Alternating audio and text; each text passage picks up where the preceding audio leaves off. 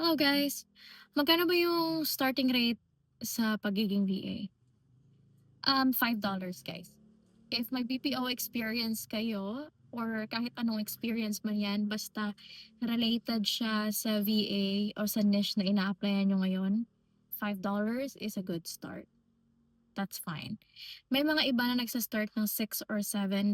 Depende naman kasi yun sa experience nyo o kung gaano kayo kagaling sa interview, gaano kagaling nyo, kayo magbenta ng self niyo in front of the client sa interview. May mga ibang VA na tumatanggap ng $3 or $4 kasi second job nila yon or third job nila or extra-extra lang. And that's fine kasi hindi naman yun yung main source of income nyo. Pero if yun yung main source of income nyo, I suggest you start with $5 per hour. Kasi kailangan nyo rin isipin na if nag-VA kayo from BPO, ang dami nyo kailangang i-risk.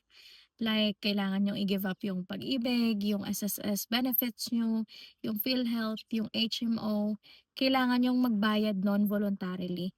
So, kailangan nyo rin i-compute yun sa mga expenses nyo. Aside sa internet tsaka kuryente na madadagdag sa inyo.